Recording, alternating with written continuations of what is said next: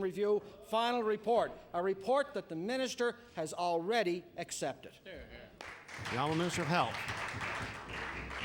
Mr. Speaker, we will in the very near future, and as I indicated, it is before Treasury and Policy Board, and I anticipate being able to bring a recommendation to Cabinet that will address this issue, as well as the issue of compensation for managers in the acute care sector. We recognize that this is something that needs to be addressed, and when we address it in the very near future, we're going to do so in an appropriate manner.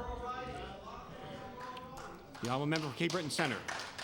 Thank you, Mr. Speaker. Mr. Speaker, my question through you is to the Minister of Natural Resources. Mr. Speaker, Swiss-based Xstrata is one of the 3 bidders under consideration for opening the Donkin mine.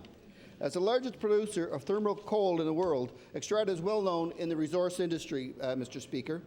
But they're more interestingly known of who some of their companies are, Mr. Speaker. And one of the largest shareholders is Glencore, a company that holds 40% stake in Xstrata. Glencore was found guilty. It was founded in 1974 by Mark Rich, who became a fugitive of U.S. justice when he was charged with embargo busting in Iran in 1983. Rich was pardoned by Bill Clinton on the last day of that administration. Last week, the UN released its report on investigation of kickbacks into the Iran government through Oil for Food program. In that report, Xstrata's major shareholder was mentioned no less than 250 times. So my question to the Minister through you, Speaker, is do we really want that type of company doing business in Nova Scotia? The Honourable Minister of Natural Resources.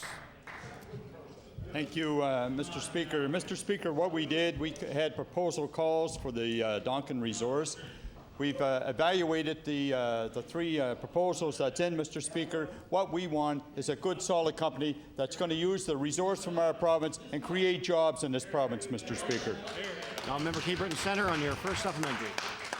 Well, Mr. Speaker, if that's what he calls a good company, let's tell him a bit more about Xstrata and how they do business worldwide, Mr. Speaker, because one of their big problems is around health and safety. Xstrata is now appealing a previous conviction in a case that could have a serious impact on OH&S safety legislation in Australia. They are challenging the government's power to bring criminal prosecutions against employers for workplace death and injury, Mr. Speaker. Just because a company shows interest doesn't mean we should welcome them with open arms, Mr. Speaker. We've had enough Clifford Frames. We've had enough Westrays. Why does this minister allow a company like Xstrata to bid on our natural resources? Now, Minister of Natural Resources. Thank you, Mr. Speaker, and through you to the member and all members. This government has an open process, and we have an open tendering process, and that's exactly what we got. We got 3 proposals in, Mr. Speaker. We're evaluating those proposals, and I will be taking those proposals to my cabinet colleagues, Mr. Speaker. Now, member for Cape Breton Centre on your final supplementary. Well, Mr. Speaker, nobody in this house, especially anybody from Pictou County, Inverness County, Spring Hill, or Cape Breton's got to know any more about the amount of blood that's on the coal in this province, and this minister should know better. If you're going to allow a company like this to come in and take away our natural resources, you tell us why. Tell us why you're allowing this company to bid on natural resources like coal. Now, Minister of Natural Resources. Thank you, Mr. Speaker. I must look on my nameplate. I think I'm still the Minister of Natural Resources. I have not made a decision, Mr. Speaker, and I have not taken it to my cabinet colleagues, Mr. Speaker. Until that decision's made, I don't know where this member's speaking from. Now, Member Sackville-Cobequid. Here, more David all the time. Thank you, Mr. Speaker. My question again is for the Minister of Health. We've learned yesterday that officials found a significant number of deer ticks in the Admiral Cove Park in Bedford, Mr. Speaker. This is the first large number found outside Lunenburg County. Mr. Speaker, deer ticks can carry Lyme disease, and any spread in tick population means that Lyme disease is a possible threat, Mr. Speaker. So my question to the Minister of Health, the deer tick population is clearly spreading throughout the province. When will his department finally start taking Lyme disease more seriously? There you go. The Honourable Minister of Health. Mr. Speaker, we take Lyme disease very seriously. As a matter of fact, Mr. Speaker, had we not in place a process to detect the existence of these ticks, Mr. Speaker, we would not be talking about that today. It demonstrates that the process we have in place works, Mr. Speaker, and it works very well. It's unfortunate that the tick is spreading, but I can tell you that when it does spread, we have the capacity to know where it is, and we will be informing Nova Scotians about that. The honourable member Sackville-Cobequid on your first supplementary. Mr. Speaker, Nova Scotians who have contracted Lyme disease inside this province feel nobody's taken them seriously because of their symptoms that had taken so long to appear, Mr. Speaker. People had to go out to the United States for diagnosis before they could get help. In an article in today's paper, Mr. Speaker, public health officials are still downplaying the risk of getting Lyme disease in Nova Scotia. My question to the minister, now that his department knows the deer tick population is spreading, why don't they start putting better policies in place to address diagnosis and treatment of Lyme disease? The honourable Minister of Health. Mr. Speaker, when it comes to the work of medical professionals and the treatment of disease, I'm going to take the advice of professionals, Mr. Speaker, and the advice that we get from the professionals is the advice that we are following, Mr. Speaker, and we're doing so methodically and correctly. And we're not going to allow ourselves to become part of the hysteria that this honourable member is trying to spread throughout the province. The honourable member Sackville-Cobequid on your final supplementary. Mr. Speaker, I'm sure the people in Nova Scotia that have Lyme disease will be encouraged by the member's comments, Mr. Speaker. The vast majority of Lyme disease cases in the United States are in the eastern states, and we know it's spreading further north, Mr. Speaker. The longer Lyme disease goes undiagnosed, the more serious it becomes for those patients inflicted with it, Mr. Speaker. So my final question to the minister. So far, the health system has proved itself unprepared to diagnose Lyme disease when it occurs, Mr. Speaker. So what action will the minister take to ensure this province is ready to handle the increase in potential infections of patients with Lyme disease, Mr. Speaker? The honourable Minister of Health. Thank you, Mr. Speaker, and I've already indicated to the House that that there are appropriate methods of treatment in place with respect to Lyme disease. The honourable member knows that this is a very new disease to this province. Mr. Speaker, the good news that I can communicate to the House today is that the ticks that were found most recently, they were negative for Lyme disease. Now, that is good news in the short term, Mr. Speaker. The challenge, of course, is the fact that the population of ticks that can carry Lyme disease is increasing in the province, and we will, in fact, be very vigilant about detection and about appropriate methods of treatment of Lyme disease and the diagnosis of Lyme disease. The honourable member for Kings West. Last night in debate, the Conservative member from Colchester-Musquodoboit Valley compared driving ATVs to playing checkers. We also heard from that side of the House that a ban for children would lead to higher injury rates and deaths. Well, Mr. Speaker, with logic like that, it's no wonder we aren't getting anywhere with this government on the issue of safety and age restrictions for children. The Conservatives just don't get it. While it is true that there are many responsible parents and families in Nova Scotia, and while it is true that education, supervision, proper training are vital, there are still those who do not realize the dangers of these machines and children who cannot understand the concerns being voiced by their parents because, after all, there aren't any laws that say they can't drive, so they must be okay. My question to the Minister of Natural Resources: when will you provide parents in Nova Scotia with the support they deserve to keep their kids under 14 off any size machine? Order, please. Order, please. The question is directly related to a bill that's before the House. I ask the honourable member to read. The honourable member Kings West. When will you provide parents in Nova Scotia with support that their kids deserve? The honourable Minister of Natural Resources. Thank you, Mr. Speaker, and through you to the member and all members. This government has an action plan in place, and we're going to be doing proper training, education, and supervision for all the children in this province, Mr. Speaker. Order, please. Order, please. Again, the questions and answers are directly related to a bill that's before the House.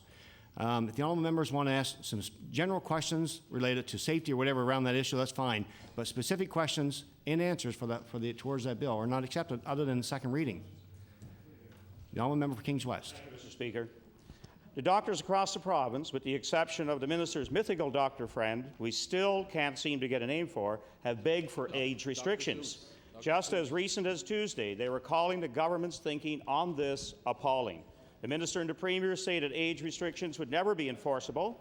Then we hear the director of enforcement for the province say that he and his team can and will enforce whatever the laws are that the government puts in place. My question to the minister: why do you continue to make the excuse that age restrictions can't be enforced when the experts in that area, those who will be called upon to enforce any restrictions, are telling you that they can and will enforce these restrictions? I'll be glad when we get the second reading on this bill. The honourable minister of Natural Resources. I think we're into it now. The honourable minister of Natural Resources. Thank you, Mr. Speaker. I think this government has showed action. 37 of the 39 recommendations, Mr. Speaker, in our action plan. The honourable member for Kings West on your. The fact is that the Premier has no faith in his government's ability to enforce laws put in place to protect Nova Scotians. But the Conservatives' logic, there wouldn't be laws to restrict children from driving automobiles, there wouldn't be laws to protect children from child abuse, and so on. Apparently, without the consensus from the offenders, there isn't much sense in putting laws in place at all. My final question to the minister: when will your government realize its failure and immediately implement the recommendations of the task force truly balanced approach? The honourable minister of Natural Resources. Mr. Speaker, it's very difficult to answer some of these questions because the member is not listening, number one. Number two, we have an action plan, Mr. Speaker, in place, and we are implementing 37 of the 39 recommendations, Mr. Speaker. And into the action plan, Mr. Speaker, it's supervision, it's training, it's proper equipment, Mr. Speaker. I don't know, but maybe I'll do a briefing to the individual separately if he needs it. Thank you. The honourable member for Cole Harbour Eastern Passage. Thank you, Mr. Speaker. My question is for the Minister of Immigration. Mr. Speaker, a recent Statistics Canada survey showed that 3/4 of the immigrants to Canada who have either English or French language as their first language find a job within 6 months of arriving in Canada. Now, the statistics for those who do not speak English or French very well as immigrants is that only 1/6 of them find a job within the first 6 months, Mr. Speaker. So clearly, language training is an issue for those immigrants, Mr. Speaker. And Nova Scotia talks about wanting to increase the number of immigrants we have, so it's only logical that we should be talking about appropriate language training for immigrants who want to come here. So my question to the Minister of Immigration is, if immigration and more immigrants is a priority for this province, why are we spending so little on English as a second language training? Now the minister responsible for immigration.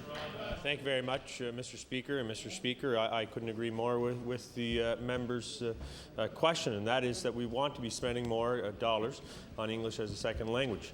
Mr. Speaker, the reality is we do have investments being made this year through education, through the Halifax School Board. We have investments with the Metropolitan Immigration Settlement Association, as well with the Halifax Settlement Association, Mr. Speaker, and there's a number of other programs that are being put in place and are in place with many organizations across Nova Scotia which are providing these types of services. The honourable member for Cole Harbour Eastern Passage on your first supplementary.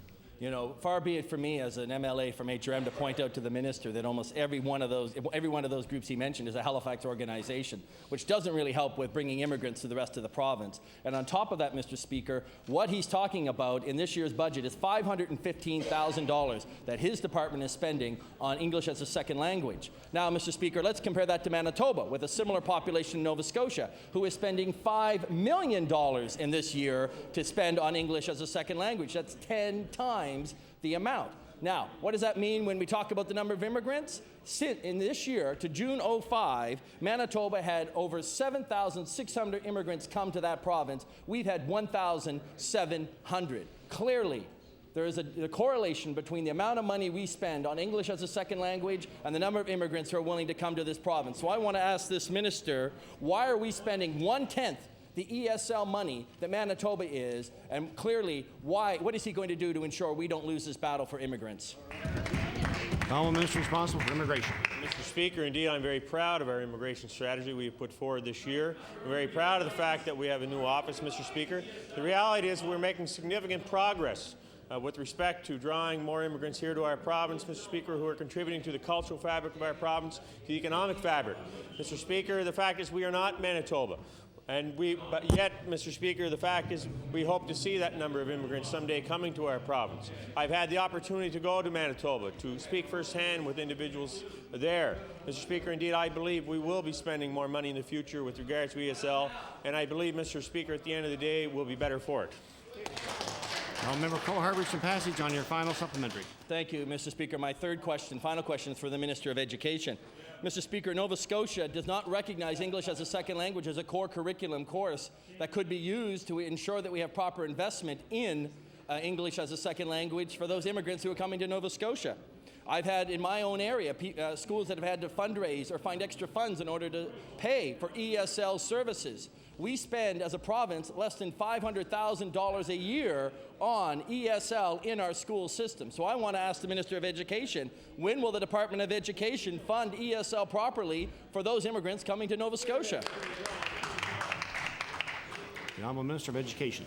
Mr. Speaker, there is money contained in this year's budget for ESL money to flow to school boards, and of course it's going to be supplemented considerably the money which is going to flow from the Office of Immigration.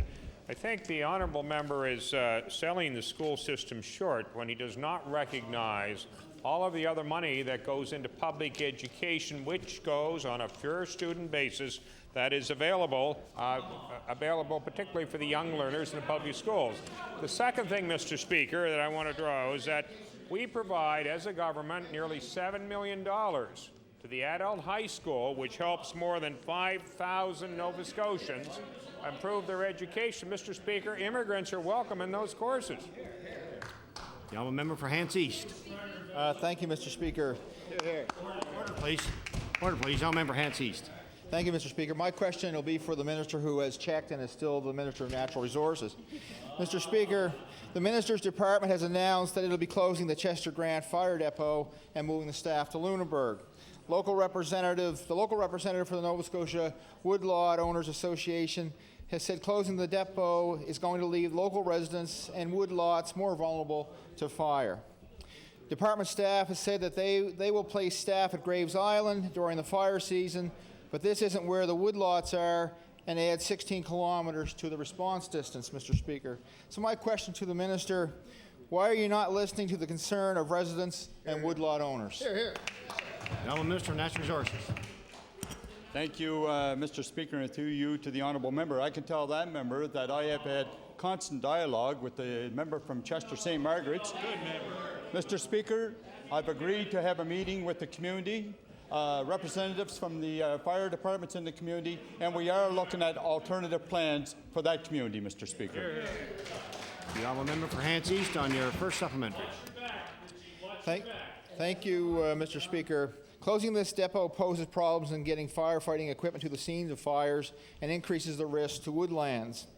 You would think that this minister would know where the Christmas tree capital of the world is. And you know, Mr. Speaker, yesterday in debate, a government member talked about what he perceived as the opposition's attack on rural Nova Scotia, and in that he's a member of a government that cut extension services to the agricultural industry, abandoned independent rural gas stations, and continues to allow resources like gypsum and fish to leave this province with no guarantees for workers. So this government's legacy will be its unprecedented attack on rural Nova Scotia. So I want to ask the minister, who is a member of a government with a large rural caucus, why do you continue to attack rural Nova Scotia? Now, Minister of Natural Resources. Thank you, Mr. Speaker. And I guess I disagree with the member opposite, Mr. Speaker. This government has reached out to all across Nova Scotia, urban and rural Nova Scotia, Mr. Speaker. We have listened to the concerns of Nova Scotians, and we have dealt with those concerns of Nova Scotians. And, Mr. Speaker, the issue that's on the floor today, I have told that member and all members of this House that this minister will meet with that community, and we will come up with a plan to meet the needs of that community, Mr. Speaker. Now, member for Hants East on your final supplementary. Thank you, Mr. Speaker. I'm not sure that reaching out and giving communities a slap is the same thing as what the minister's talking about. Mr. Speaker, this government tried to rid itself of the Card Lake Park. They attempted to delist the Blandford Game Sanctuary, and now they're going to close the Chester Gramp Depot. And the people of Chester St. Margaret's must be wondering what happened to that newly minted Tory MLA that they have speaking at the table. So, Mr. Speaker, my question for the minister, why won't you listen to the valid concerns of local residents and business people and keep this depot open? Now, Mr. Natural Resources.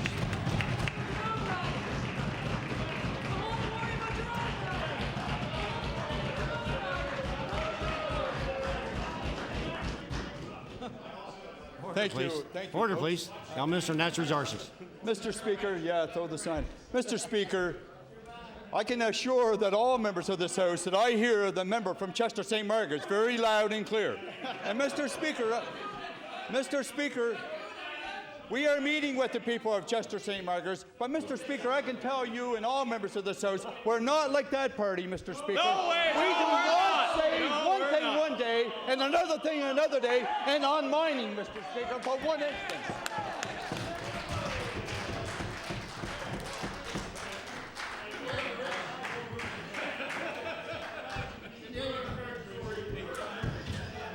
Order, please. Now, member for Halifax Clayton Park. Mr. Speaker, my question is for the Minister of the Environment. I'm sure that the Minister is aware of a large area of land in the vicinity of Clayton Park known as Blue Mountain Birch Cove Lakes. Mr. Speaker, during this session in late debate, the Minister of Transportation and Public Works said that Highway 113 is, and I quote, so far down on any priority list that I've ever seen as to be completely non-existent, unquote. Yet, Mr. Minister, the honourable member of Hammonds Plains Upper Sackville talks about traffic issues with constituents and apparently believes that Highway 113 will solve all his traffic problems in the near future. Mr. Speaker, my question through you to the Minister of Environment is, since the first stage of any project with direct impact on the environment must indeed start with the Office of the Environment, can the Minister please clarify for the House at what stage the proposed Highway 113 currently stands? Good question. Now, Minister of Environment and Labour. Well, Mr. Speaker, there's certainly been a lot of discussion, and we appreciate that there was a petition that was put before the House today. But at this point in time, we have nothing before our department that has us reviewing an environmental assessment. The honourable member for Halifax Clayton Park on your first supplementary.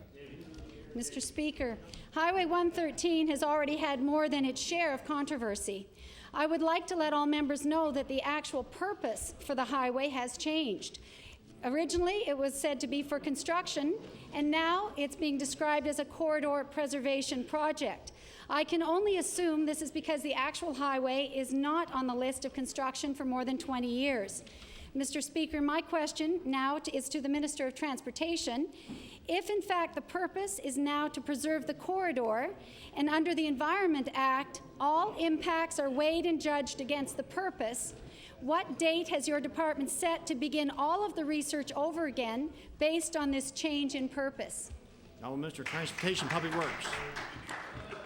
Mr. Speaker, there has been no date set that I'm aware of. I was talking to a person from Clayton Park just the other day, Mr. Speaker, and I was informed that a number of years ago, when the honourable member from Clayton Park was a councillor, that this matter was brought to her attention and she refused to take it to council. Now, member for Halifax Clayton Park, the final supplementary. Give it back to him. Give it back to him. Some of you are taking the stance now. It's about time for him. Who was it? Who was it? Order, please. Order, please. Order, please. All member for Halifax Clayton Park. Thank you very much, Mr. Speaker. I think that I certainly was a member of council. There was never a request to bring it to council, so thank you very much. Well, Now, Mr. Speaker, if we could stick to the subject. The unlucky Highway 113 has much opposition. One of the main concerns to date is the fact that the calculation of the distance of the highway currently stands at 9.9 kilometers. Yes, Mr. Speaker, just shy enough of the 10-kilometer distance required for a full environmental assessment. It appears that the distance calculation, which has changed several times in the last 5 years, doesn't measure the approaches at either end of the highway.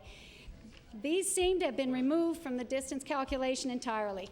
Mr. Speaker, my final question is to the Minister of Environment. Will the Minister commit to the House today that before any decision is made on the environmental assessment, that he will work with the Department of Transportation to seek an independent measurement of the entire length of the highway? Thank you. The Honourable Minister of Environment and Labour. Mr. Speaker, I can't remember the details, but I know that the request has been made and we have gone to a party to review the distance of that highway, and certainly to the surveyors of Nova Scotia, perhaps, and I'll check on my facts, to see if we were using the right measurement techniques, and the results were that we had done things according to the rules of the road, and that measurement stands. The Honourable Member Cape Breton Nova. Thank you, Mr. Speaker. Mr. Speaker, my question is for the Minister of Education. Mr. Speaker, Memorial High School in Sydney Mines runs a composite program that gives fantastic work opportunity to kids from all over Cape Breton. It offers courses such as plumbing and heating, graphic design, print media, automotive, and cosmetology to over 800 kids. Almost 100% of its students get a job straight out of school when they graduate from Memorial. The school submitted a report to the Department of Education a year ago asking for $500,000 to upgrade its technology and equipment. The school board provided $150,000 this year. My question to the minister is, when is this school going to receive the rest of the money it needs to upgrade the fantastic education it provides for the young people of Cape Breton? The Honourable Minister of Education. Interesting, Mr. Speaker. I received that very question from my colleague, the member for Cape Breton North, the other day. Mr. Speaker, and perhaps you learned about that from him? No. Mr. Speaker, the answer to that is that is a capital request. The capital request, the tangible capital asset list for schools is currently back at the TCA committee, and I can see the Speaker looking at that because he too has been asking me for a year about a tangible capital asset for his consistency. And the answer for Mr. Speaker is the same to him as it was to you.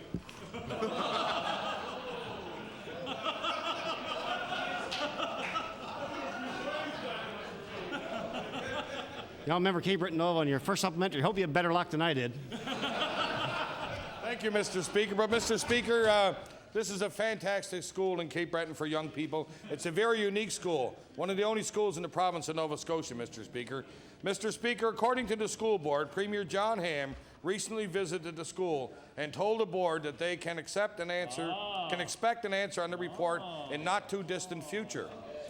It has already been a year since Memorial High School submitted a report to the Minister's Department. Memorial programs give young people valuable skills and help them to stay in their own communities and contribute to the Cape Breton economy. So my second question to the Minister is, when is his department going to help the young people of Cape Breton learn the skills they need to find employment? The Honourable Minister of Education. Mr. Speaker, in all seriousness, school boards prioritize their capital list and do submit to the department. They go to a tangible capital assets committee for review, and then it comes back into the department, and then we'll eventually go to cabinet. The situation now is that there was a list in the Department of Education. The TCA committee asked to see it again. It is back there. When it comes back in the department, it will then be passed on to cabinet, Mr. Speaker, and I do expect that will occur in this month.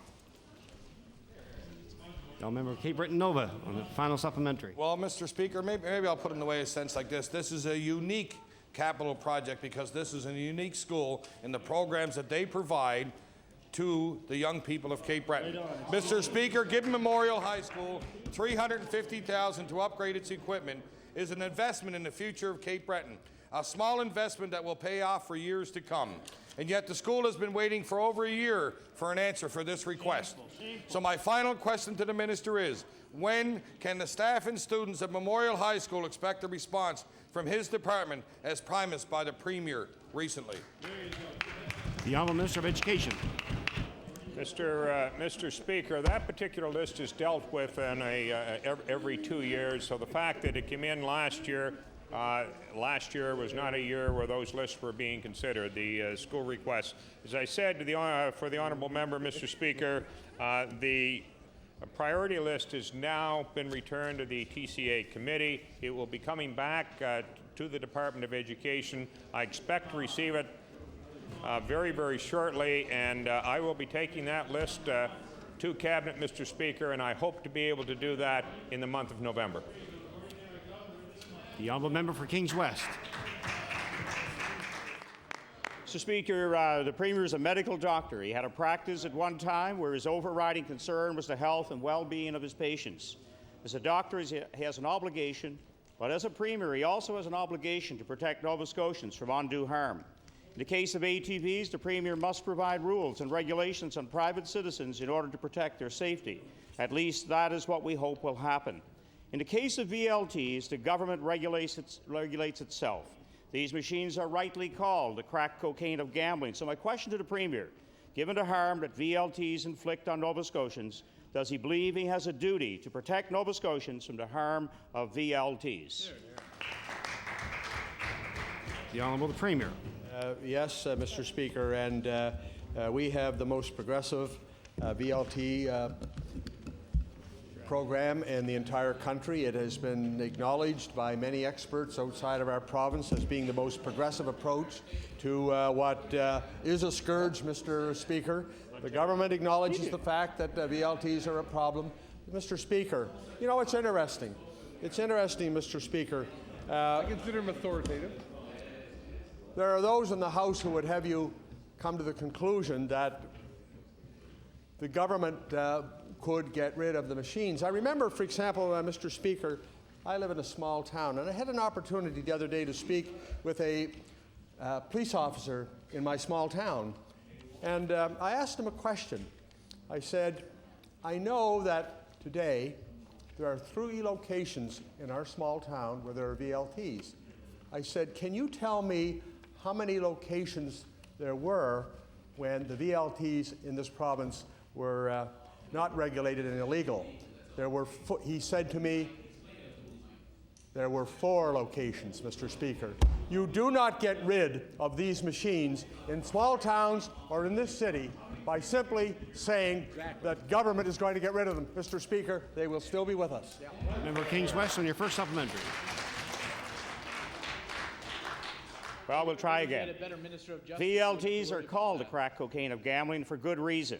They are inherently addictive, dangerous, and they do destroy lives, and we have 15,000 problem gamblers in the province.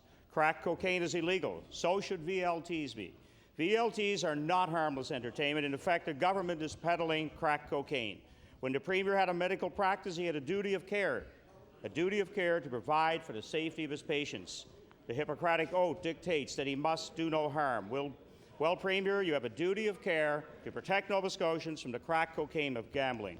Will the Premier commit to eliminating VLTs so he no longer unduly harms the health of Nova Scotians? The Honourable the Premier. Thank you, Mr. Speaker, and it gives me an opportunity, because I have been asked the question about how the government is managing this difficult file. We seem to have a lot of those lately. Mr. Speaker, what we are proposing has begun.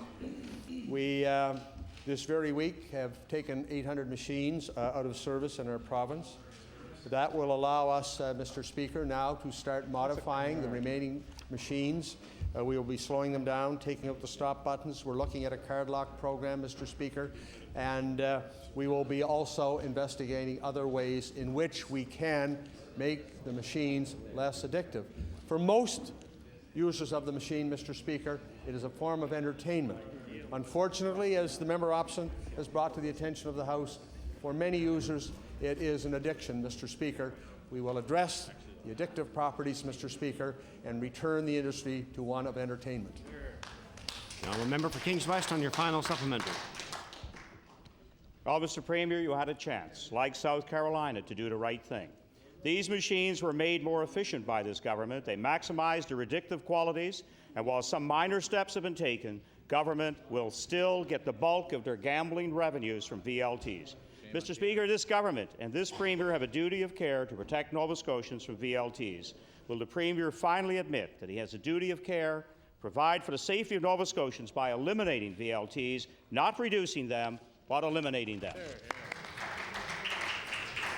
Honourable the Premier. Thank you, Mr. Speaker. One of the things that I learned on a trip perhaps 3 months ago to Toronto, when I had an opportunity to visit with the illegal gambling unit for the province of Ontario, and sought the wisdom of their experience, Mr. Speaker. And they gave me a piece of advice, Mr. Speaker. They said, if you try as a government to eliminate your regulated machines, Mr. Speaker, they will immediately return, Mr. Speaker. He gave me a mental picture. He said, put your hand, Mr. Speaker, in a bucket of water. And then he said, remove it. He said, almost immediately, Mr. Speaker, the hole is filled in. That is the analogy he used in terms, if government decided to remove its machines, that immediately those machines would be replaced by illegal machines. And Mr. Speaker, I know you think I'm speaking too long, and if you agree with that, I will sit down. Thank you. But Thank you. Thank you, Mr. Speaker. The member Timberley Prospect. Thank you, Mr. Speaker. My question through you is to the Minister of Transportation. Yesterday, a school bus carrying students was on its way to East Pictou Middle School, Frank H. McDonald Elementary, and Thorburn Consolidated. That school bus left the road and students aboard were tossed about, with 4 injured. RCMP officials say one little girl was hurt when she was launched into the air when the vehicle went over the hill. But when she came back down, the seat wasn't beneath her, it was the aisle, and she hit a metal bar across from her. Mr. Speaker, these are preventable injuries on school buses across our province. So I'll ask the Minister of Transportation, when will this government act to prevent such preventable injuries? The Honourable Minister of Transportation, Public Works. Mr. Speaker, the fleet of buses that we have on the roads in Nova Scotia are the most modern and the safest that we can buy. And, Mr. Speaker, we will continue that practice. Now, member for Timberley Prospect on your first supplementary. Mr. Speaker, if I may add, some of the best drivers accountable to the parents and to the children that they are transporting. According to the RCMP at the scene, it was remarkable that this bus didn't tip over. Now, this bus didn't flip, it didn't hit anything, yet students were tossed around. What would have prevented these injuries? Of course, are seatbelts. Now, the minister is quoted in November of last year saying, and I will quote on this topic, quote, I believe that children should have restraining devices on school buses. So since this minister supports seatbelts on school buses, why won't he implement them? Now, Minister of Transportation and Public Works. Mr. Speaker, we adopt best practices wherever possible in the province of Nova Scotia with regard to safety. And, Mr. Speaker, I must tell the honourable member opposite that while he brings a good and I would say cogent argument to this House for seat belts, that unfortunately the experience of other provinces and other states has been that seat belts are an impediment to the escape of children in the case of an accident. Now, a member for Timberley Prospect on your final supplementary. I want to share with the minister opposite the first reaction that my daughter had, the older one, when she first went to school on a school bus. And her question, as her mother related to me when I came home that night, where's the seatbelts, Mom? How come there's no seatbelt on my school bus? An obvious question, and the answer, well, we just don't have them in Nova Scotia. Seatbelts could have kept these students in their seats in Pictou County. Every day in our travels, we buckle up, we buckle our children up, and we do it because it's the right thing to do and because it's the law. So if this government legislates to protect children in our cars, why won't we protect children when they are transporting them in our schools, buses across this province? Now, Minister of Transportation and Public Works. Mr. Speaker, I express sincere regrets regarding the accident, and I believe there were 4 children who were injured in this accident. I understand that the bus driver was very competent and handled the bus well. And, Mr. Speaker, I also understand that the accident is under investigation. So, Mr. Speaker, I don't think I need to say further on the subject. As I say, in this province, we are proud to always accept what we think is best in the realm of safety, and certainly with regard to school buses, we are doing the best that we can to ensure that our children are transported safely. The honourable member for Halifax Clayton Park. Thank you, Mr. Speaker. My question is for the Minister of Health Promotions. Last night I hosted a meeting in Clayton Park to listen to the public on the issue of the proposed recreation centre for that area and for a much wider part of the region. Many questions were raised, and the overwhelming view was that we need a bigger facility than the one being planned. Mr. Speaker, my question to the Minister is, on behalf of those many people who have spoken out, what is your government prepared to do to help the community achieve a proper-sized recreation centre? The honourable minister responsible for health promotion. Mr. Speaker, we are always prepared to work with local community organizations and communities when it comes to the recreational facilities. The honourable member Halifax Clayton Park on your first supplementary. Mr. Speaker, I'd like to submit a document from HRM that shows that within a 20-minute drive of the site, the Mainland Commons, there are 185,000 people living. And this document is from 2001, and anybody who's been to Clayton Park or driven into the city knows that the population is much larger now. So you can safely say there's 200,000 people in that area. The province has a role to play in this project. Many people spoke about the health benefits of providing adequate facilities for recreation. One man present questioned why the provincial government, who are responsible for health, do not realize that investment in a decent facility would be returned 10 or even 20 times over in improved health. My question to the Minister of Health Promotion is, it is clear to everyone that recreational facilities support health and wellness. So why doesn't your government see what is so obvious? The honourable Minister of Health Promotion, you have about 20 seconds. Speaker, our government can show many examples of having invested in places like Spring Hill and Port Hawkesbury and Sydney, here in HRM and Dartmouth and many other places, Mr. Speaker. Indeed, I know my former colleague, Mary Ann McGraw, was a big supporter of this project and helped to secure, I believe, some funding through the infrastructure fund. Order, please. Thank you. Order, please. Time allotted for question period has expired. Government business, the Honourable Government House Leader. Yes, Mr. Speaker, would you please call the business public bills for second reading? Public bills for second reading. Yes, Mr. Speaker, would you please call Bill number 275, the Off-Highway Vehicles Act? Bill number 275, the Honourable Minister of Natural Resources. Thank you, Mr. Speaker. I'm very pleased to rise in my place and move second reading of Bill 275, the Off-Highway Vehicle Act. The Honourable Member for Hants East. Thank you. Thank you, Mr. Speaker. Order, please. The Honourable Member for Hants East has the floor. Thank you, Mr. Speaker. I'm pleased to have an opportunity to speak to this piece of legislation. I want to say that I'm amazed that the minister would not speak longer to this act. This is a piece of legislation that has polarized Nova Scotians, I would say.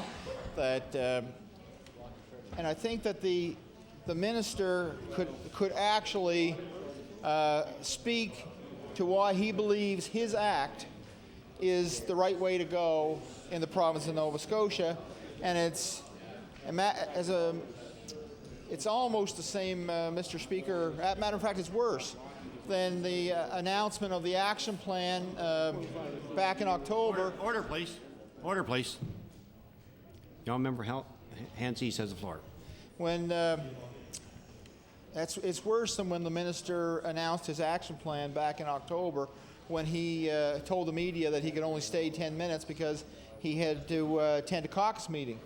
And so for him to stand in his place today to move second reading and not say any more about exactly what his government's vision is and how they came to this act after all that has been done through voluntary planning. I think that Nova Scotians deserve a little more than they just got. Now, I want to make it clear that my party colleagues and I have the position that to implement the recommendations of the voluntary planning task force, and I think that the government will be well advised to do that. Now, I want to say that this process, on the face of it, when the government went down this road, appeared to be the right thing to do.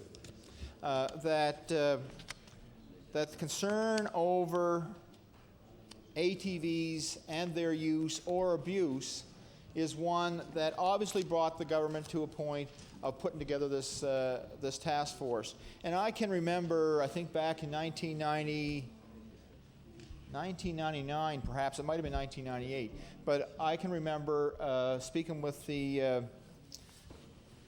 Minister of Transportation, and I guess it couldn't have been 98 because he wasn't the minister then, but speaking with the Minister of Transportation about this issue because I was getting complaints in my constituency office about the appearance, actually, along the 100 Series Highway, the 102, from Elmsdale to Milford.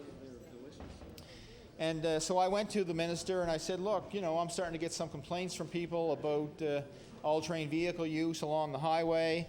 Some people complained that in the evenings, after dark, that all-terrain vehicles would be coming down the median between the two highways, that sometimes because the lights coming toward vehicles on the highway, that this would startle them. They couldn't exactly determine where this vehicle was or what it was, and this was causing some concern for people traveling on the 102 there.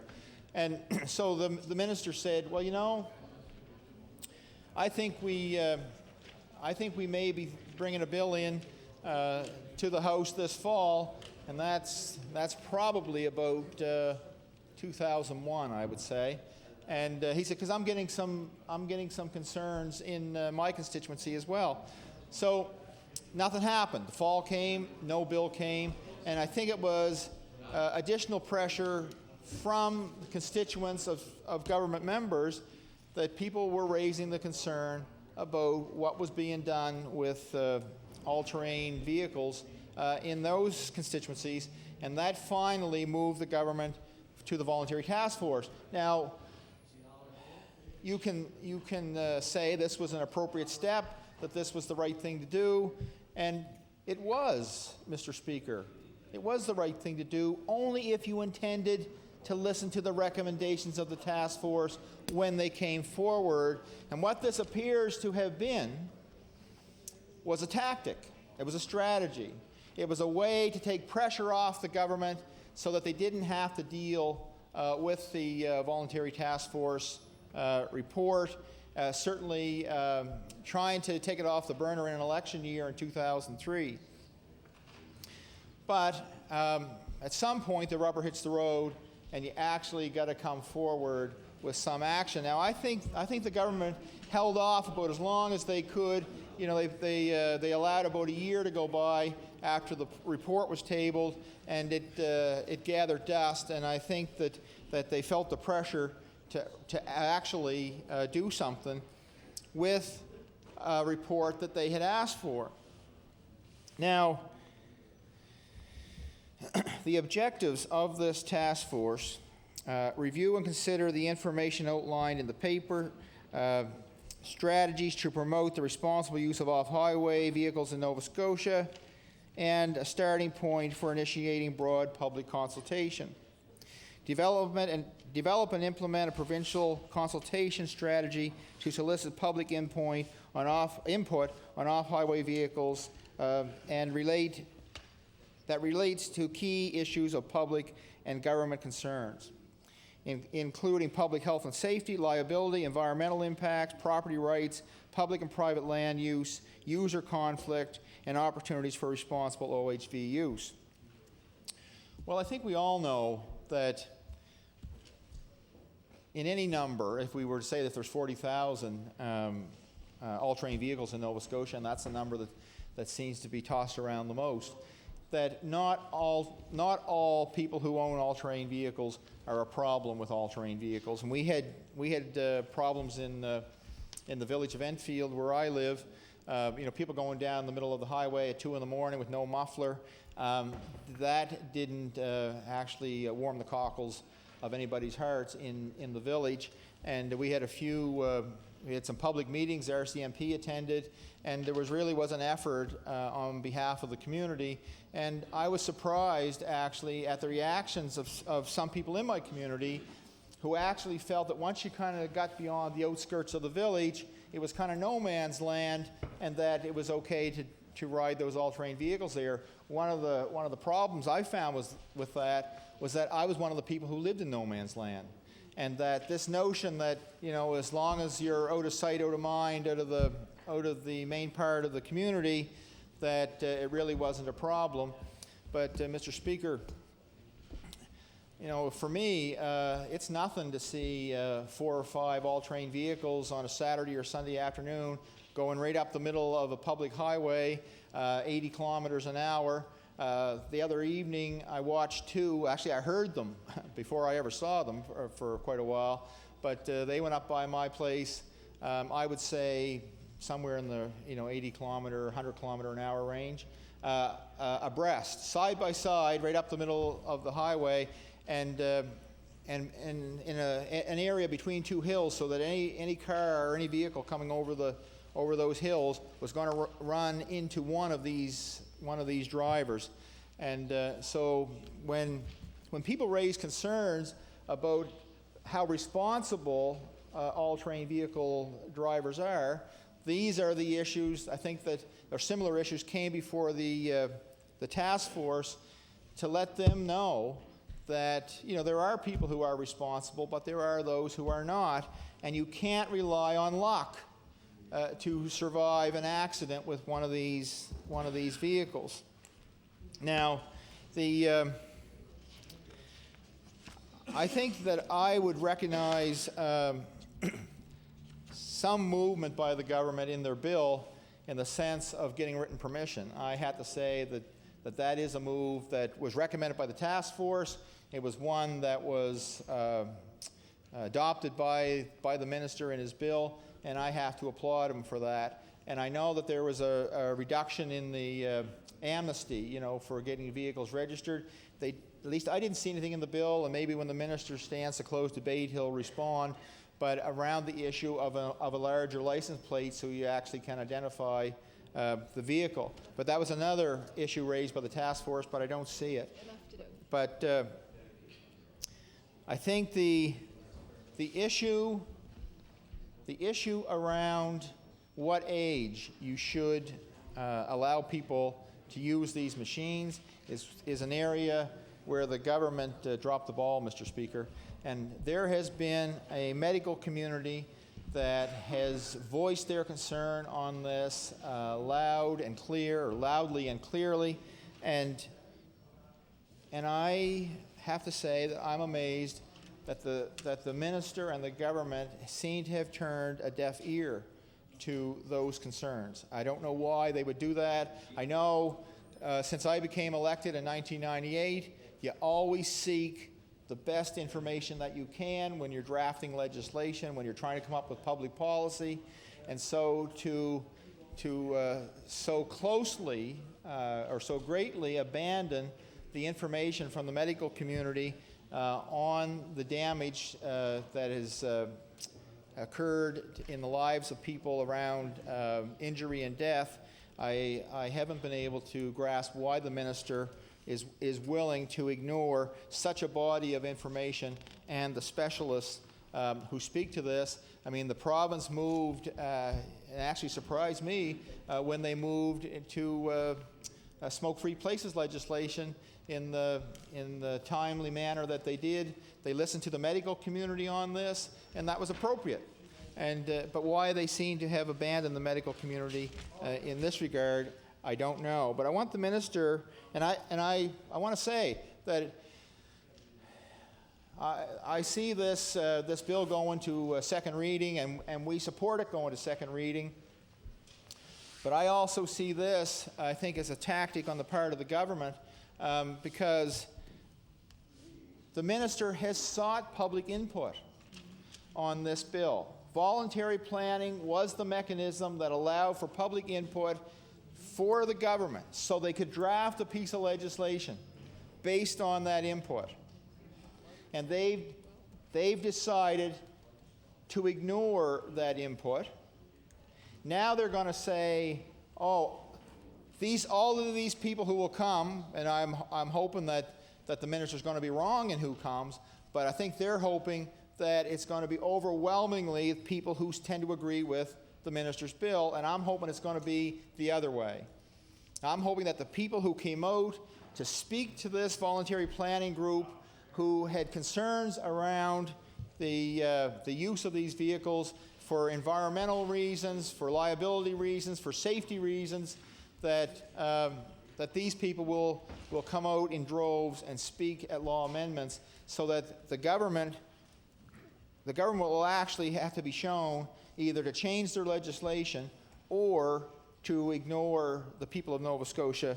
Again, now to get some indication of who the stakeholders were who made presentation to the minister's task force, they were the All-Terrain Vehicles Association of Nova Scotia, more commonly referred to as ATVANS, Atlantic Motocross Racing Community of Nova Scotia, Bowater Mersey, Canadian All-Terrain Vehicle Distributors, Canadian Parks and Wilderness Society, Cape Breton Highland National Park, Child Safety Link, Citizens on Patrol Off-Road, Dr. Judith Guernsey, Ecology Action Center, Emergency Health Services, Nova Scotia Trauma Program, Federation of Nova Scotia Naturalists, Insurance Bureau of Canada, Maritime Northeast Pipeline, Martin Willison, Nova Scotia Bird Society, Nova Scotia Coastal Guardian Program, Nova Scotia Department of Environment and Labour, Nova Scotia Department of Natural Resources, Land Services, Nova Scotia Department of Natural Resources, Parks and Recreation Division, Natural Resources Wildlife Division, Nova Scotia Equestrian Federation, Nova Scotia Federation of Agriculture, Nova Scotia Federation of Anglers and Hunters,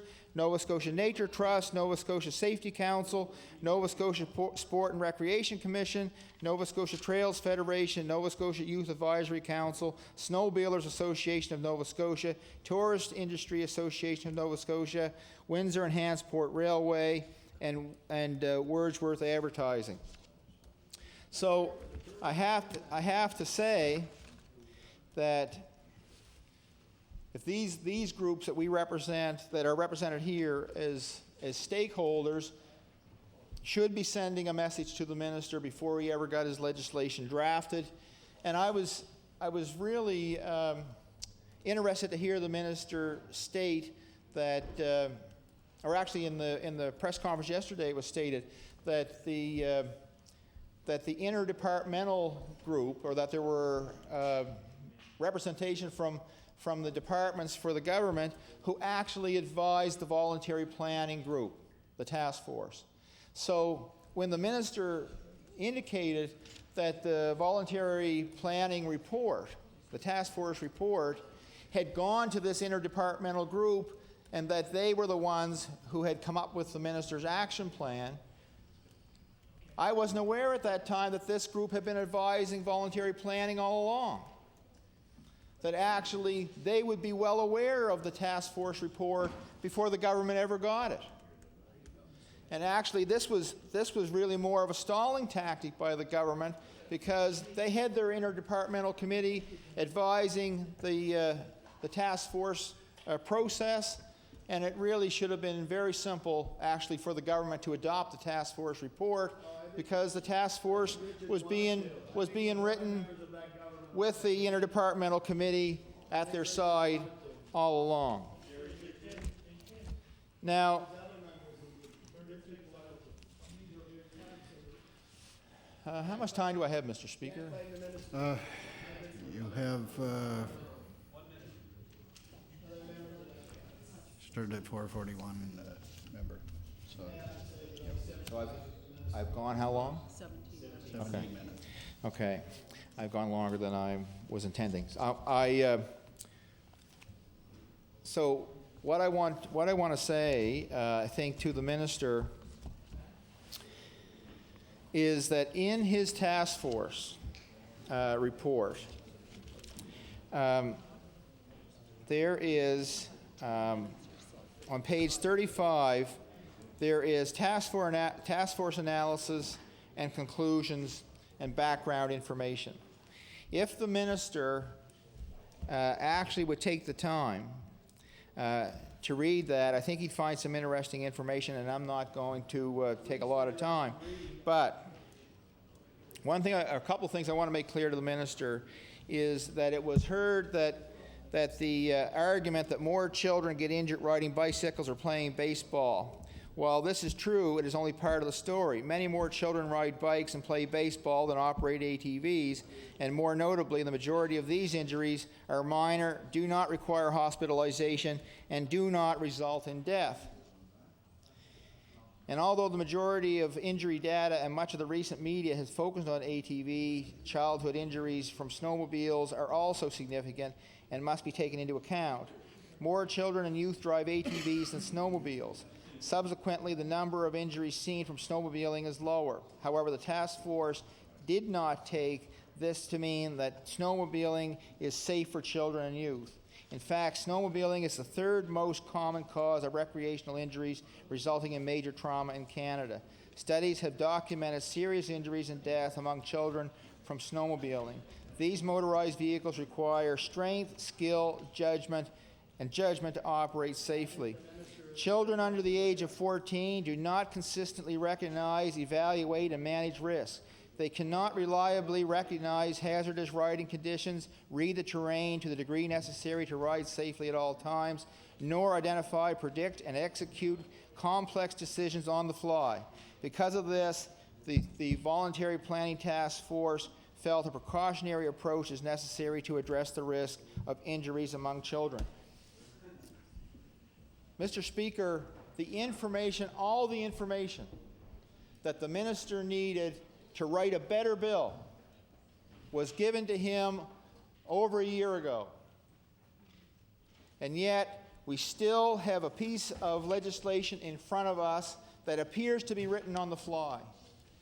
And I think that the law amendments process, Mr. Speaker, is one that will actually allow for a little bit of time at least for reflective thought so that members can actually come up with a piece of legislation, and our party will be bringing amendments to the table that will closely reflect what the task force required. Thank you, Mr. Speaker.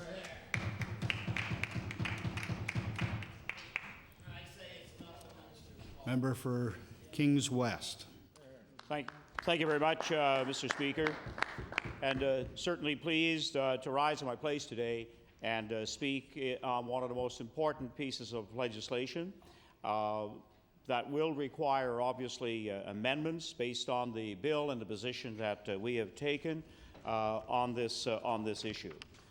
In fact, this is now an issue that most of Nova Scotia has gotten caught up in, and everybody is starting to deliberate on the legislation before the House, and certainly to take a look at the evidence. And over the past 2 weeks that the House has been sitting, there are probably three testimonies that stand out the strongest during this period of debate. And for me, it started really the first day that the minister announced in a quick 10-minute presentation his stand, his government's position on the voluntary task force and where they were going. Obviously, no intent on legislation. Hopefully, by maybe some order in council or some policy draft, things would get done. Well, that just doesn't work as we have seen in a whole number of public policy areas. So the first, I think, galvanizing moment for me to really take a strong second look at where we were going was with the IWK doctors and their medical staff when they had their press conference. And to hear the report of one of the intensive care nurses, as she so often during her 20-year career has dealt with parents, also by the bedside with her, and looking for moments of hope as they stand over a child hooked to life-saving machinery in the intensive care. To see Dr. Walling, a neurosurgeon, actually break down before he made any comment whatsoever, because he's the one that do have to tell a parent that their child will never be the child that they knew the day before. And that was a very, very fixing moment for me and all who attended that conference. And these statistics have grown dramatically over the past 5 years. In fact, they have tripled in trauma cases at the IWK. Yesterday, of course, we heard from Clifford Thompson, retired RCMP, and what he has had to deal with on this issue, having to go to a door and tell a parent that their child who was out for just a leisurely ride on an ATV, is now a victim of that, what is really an innocent recreation, but a very dangerous one. We heard from Dr. Andrew Link as well, by way of the Cape Breton Post yesterday, who talked about the victim in Cape Breton and the other young man he treated with a broken back. So we keep hearing from across the province. And these are very, very strong statements that we as legislators must take a look at. One of the real interesting documents, and maybe one perhaps the minister could also take a look at, was the joint position statement on ATV safety that was put together by the Newfoundland and Labrador Public Health Association, Association of Registered Nurses of Newfoundland and Labrador, and the Newfoundland and Labrador Medical Association, as they prepared and backgrounded their legislators for the toughest legislation in the country, where no child under 14 can ride any size ATV, and that's what our bill is wanting Nova Scotia to move towards. In June 2004, the Canadian Pediatric Society released a position statement calling for enhanced legislation to control off-road vehicle use, particularly by children. And this followed along, of course, with their American counterparts. And a really major statement that they used was most youth under the age of 16 do not possess the physical size, strength, coordination, and motor skills to operate an ATV, the cognitive capacity to look for and react to potential hazards, and the good judgment to not act impulsively or take excessive risks. And that's a quote from the U.S. Department of Health and Human Services, Maternal and Child Care Bureau. The fact is, all ATV accidents have now gone in an increasing manner across the country. Even here yesterday in Nova Scotia, GPI Atlantic weighed it in, and they talked about the number of off-road vehicles. The accidents rose by 95% from 96 to 2003. Also, accidents where there were injuries actually rose by 150%, and they weighed it in because their report on sustainable transportation will not be coming out until January, and it's a 450-page document. One of the only type of injury whose incidence has increased markedly in recent years are ATV accidents. In fact, if we take a look at a similar period between 1999 and 2004, actually accidents from auto vehicles and children injured has decreased, and ATVs have actually gone up. There were 34, during that period, there were 34 ATV-related deaths, 13 of these were in children under 16 years of age, and ATV-related major trauma increased by 275% during that period. Now, supporters of ATV use by children propose the use of smaller vehicles by children less than 14 years of age, but there's no evidence to indicate that these vehicles are safer in the development and judgment issues which affect performance in relation to larger vehicles would still be relevant. And again, we now see that when they do go to smaller size ATVs, the reduction is only about 18%, so it's not really all that critical. One of the other arguments which the member opposite brought up or talked about is that sometimes there are other sports or activities that have high incidence, like bicycle riding. But the reality is ATVs are 6 times more likely to result in hospitalization, 12 times more likely to result in fatality when compared to bicycles per 1,000 vehicles. ATV-related injuries are much more severe and more often require surgery and hospitalization. On an injury severity score, ATVs rate 9.07, all other sports 5.8. You know, statistically, we can build a case very easily. But the one case that is building very strongly across this province is what the public, it is what people are saying in their minds and hearts about this issue.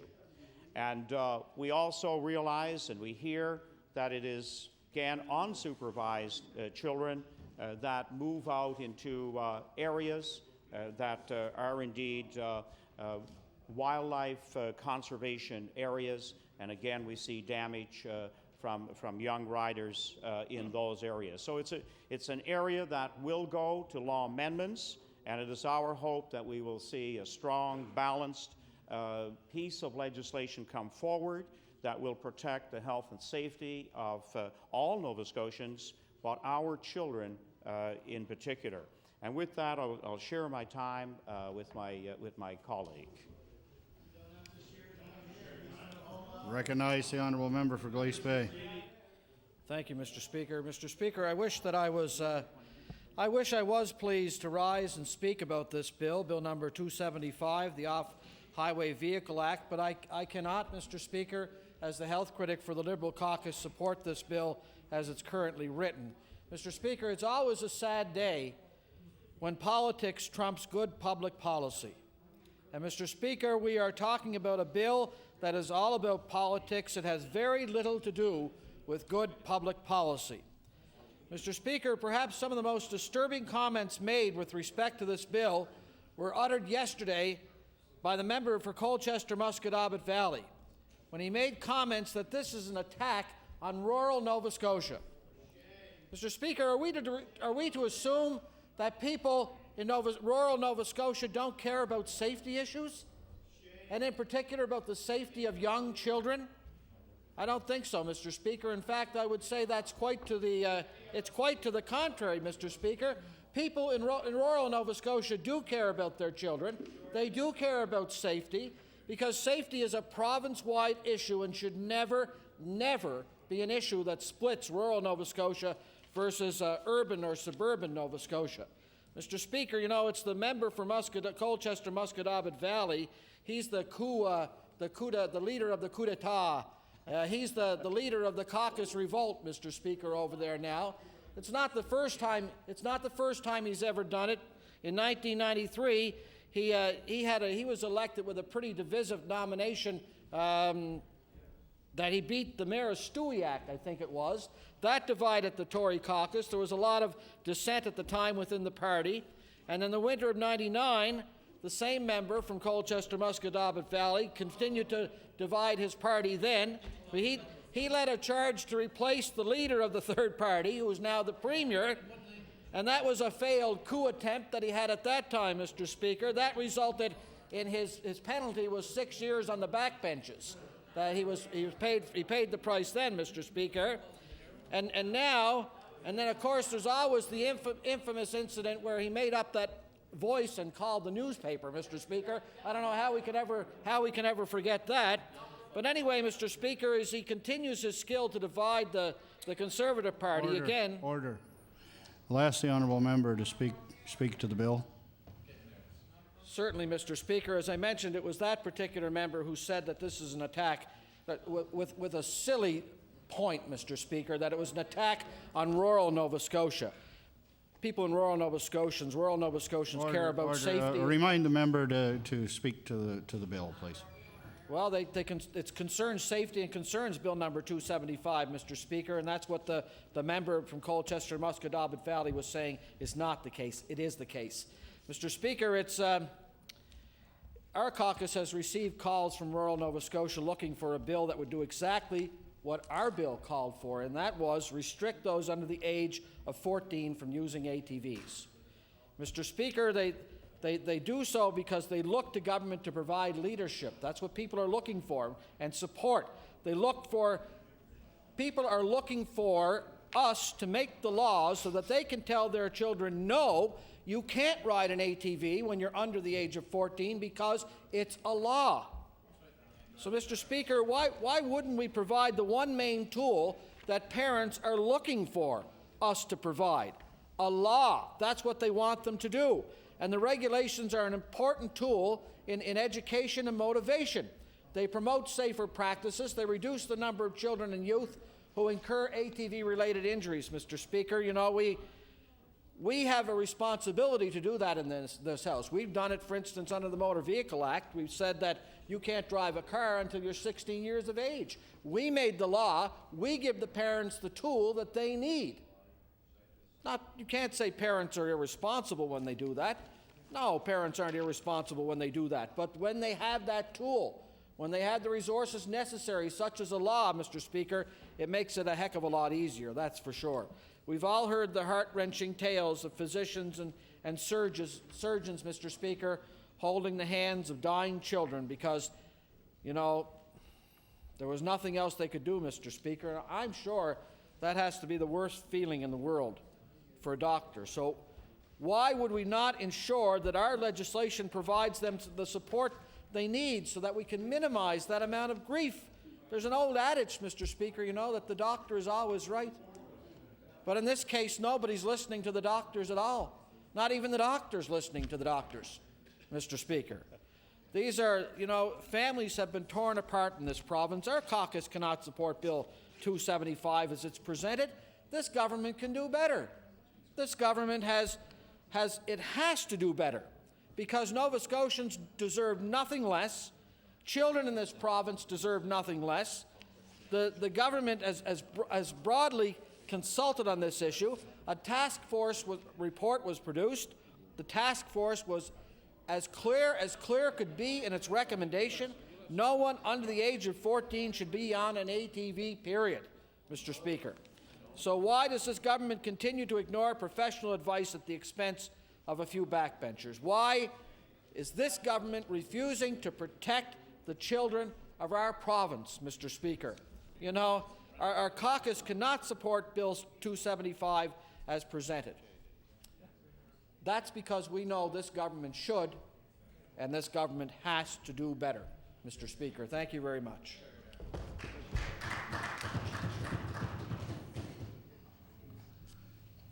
Recognize the Honourable Minister of Natural Resources to close debate.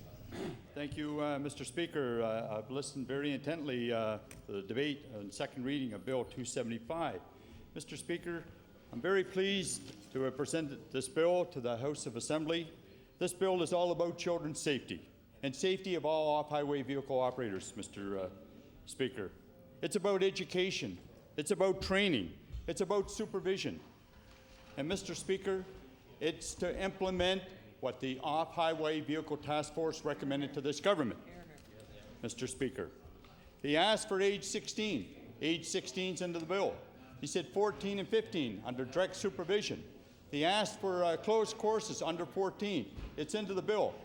Mr. Speaker, we, this side of the House, know that parents have the respect and want the safety of their children. That's why we've included it on private property and the supervision of the parents or guardian, Mr. Speaker.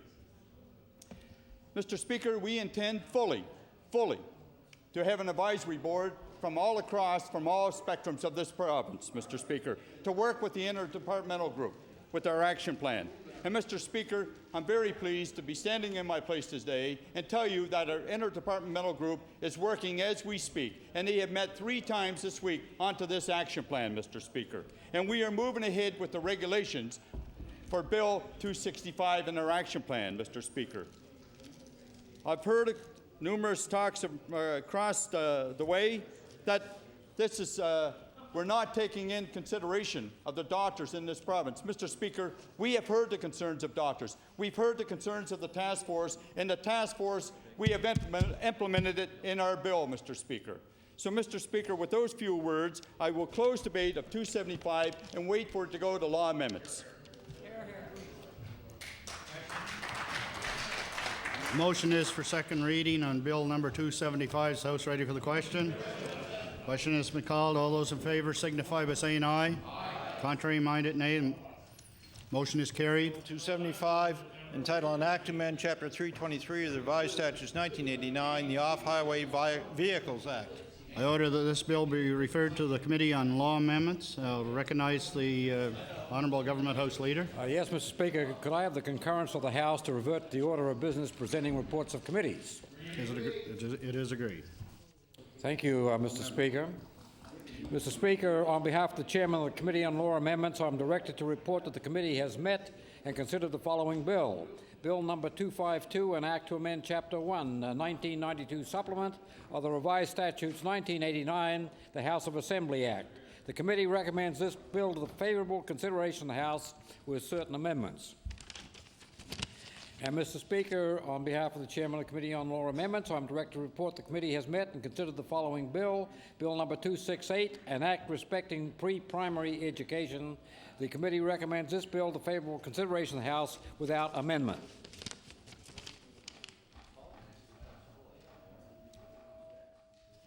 Thank you. Thank you. And, Mr. Speaker, I move that those bills be referred to the Committee of the Whole House today. Honourable Government House Leader. I move that you now, the Chair and the House resolve in the Committee of the Whole House on bills.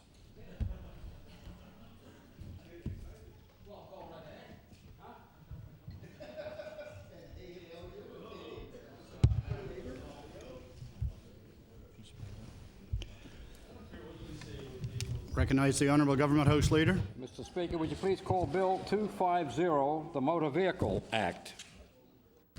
Bill number 250, the Motor Vehicle Act. Shall the clauses carry? Shall the title carry? Shall the bill carry? The bill is carried. Recognize the Honourable Government House Leader. Mr. Chairman, would you please call Bill number 257, the Fisheries and Coastal Resources Act? Bill number 257. Do the clauses carry? Does the title carry? Does the bill carry? The bill is carried. Recognize the Honourable Government House Leader. Speaker, you're going faster than I can keep up with you. Would you please call Bill 237? Bill number 237. The Maintenance Enforcement Act. Question has been called. Do the clauses carry? Does the title carry? Does the bill carry? The bill is carried. Recognize the Honourable Government House Leader. Mr. Chairman, would you please call Bill number 274, the Certified Management Accountants of Nova Scotia Act? Bill number 274. The question has been called. Do the clauses carry? Does the title carry? Does the bill carry? The bill is carried. Recognize the Government House Leader. Yes, Mr. Speaker, would you please call Bill number 252, the House of Assembly Act? Bill number 252. Question? Question's been called. Do the clauses carry? Does the title carry? Does the bill carry? The bill is carried. Recognize the Honourable Government House Leader. Mr. Chairman, would you please call Bill number 268, the Pre-Primary Education Act? Bill number 268. The question has been called. Does the clauses carry? Does the title carry? Does the bill carry? The bill is carried. Recognize the Government House Leader. Mr. Speaker, I move that your committee do now rise and report these bills. No.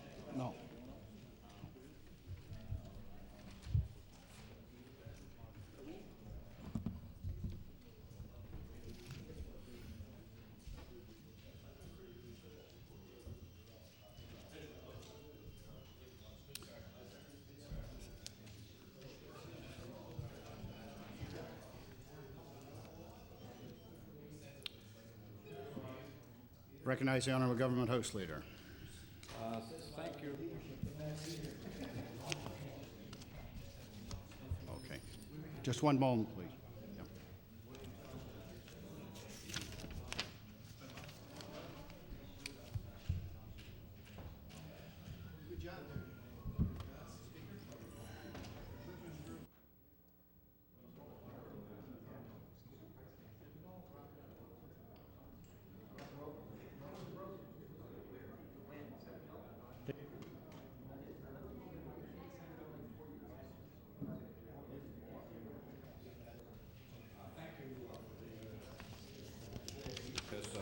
Mr. Speaker.